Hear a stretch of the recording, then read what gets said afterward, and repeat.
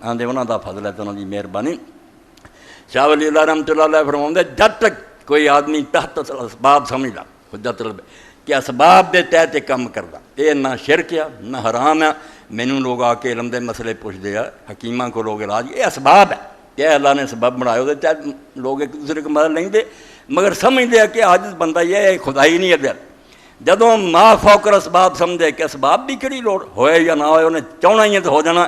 یہ اینا بھی تسی منیا نا کسی فرشتے اور نبی کو، تو تسی ہن موحد نہیں گئے، توحید بالکل ختم ہے۔ ایک کن فیکون دا اختیار خالص اللہ کو، یہ انہیں رسول اللہ نے نہیں دیتا۔ اسے تو اس تو پہلی آیتاں جتھوں شروع ہوندیاں اللہ رب العالمین نے باقی لوگوں کی بجائے خود نبی علیہ السلام نے مخاطب کر کے آخیا تو اعلان کر دے کل لا املکو لنفسی نفعا ولا ضرا الا ما شاء اللہ۔ اور لوگوں تہاڈا سنوارنا بگاڑنا تو کی ہے،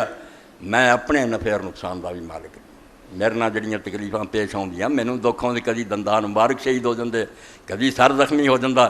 کدی لوگ مینوں جڑا گل چادر پا کے لپیٹ دے تے اکھاں میریاں باہر آ جاندیاں، حضرت ابوبکر آ کے مینوں چھڑاؤندے حرام مسجد اندر، کدی وہ جڑی پا دے سجدے تو میں سر نہیں چک سکدا، تے حضرت فاطمہ نوں خبر ملدی تو آ کے نہ روندیاں تے اتوں لاؤندیاں نہ بد دعاواں کرے، ساری واقعات حدیث دی کتاباں۔ فرمایا میں اپنے نفع نقصان دا مالک نہیں، جہان دے نفع نقصان دا کی مالک ہونا، الا ماشاء اللہ، وہ کچھ ہوندا جو اللہ چاہتا، اللہ دی مرضی چلدی ہے۔ ولو کنت اعلم الغیب لاستکثرت من الخیر وما مسنی السوء، جے غیب دا علم میرے کو ہوندا نا تے میں سارے جہان دے نفع اکٹھے کر لیندا تے کدی مینوں تکلیف نہ ہوندی۔ مینوں پتہ ہوندا بیٹھے میدان او تے گڑھا کھودیا، ابو عامر راہب نام مراد نے آکھیا کافراں ایتھے گڑھے کھود دیو، میدان او تے کاکان پا دیو، حضور گڑھے تے پیر رکھ دیتا، تھلے ڈگر جا کے پتھر سے وجے، آپ دے دند مبارک بھی شہید ہویا، راہ سر خود بھی کھب گیا، نکلیا نہ جاوے۔ حضرت ابو طلحہ انصاری رضی اللہ عنہ پھر اس طرح گوڈا تھلے رکھیا، حضور دے سارے نہ باہر نکلے تے غار جا کے پناہ لئی، کوئی خدا تو ڈریا کرو، فتعالی اللہ عما یشرکون۔ فرمایا شرک کوئی تھوڑا جا جرم ہے، تسی چک دے جے میری مخلوق نوں میرے برابر کرے، میں اللہ مینوں پہچانو، میں کائنات دا مالک ہاں، کچھ نہیں سی تے میں سی، اور انہاں پھر بھی نہیں ہونا تے میں ہونا، میرے برابر کر دے۔ فرمایا رسول اعلان کر دے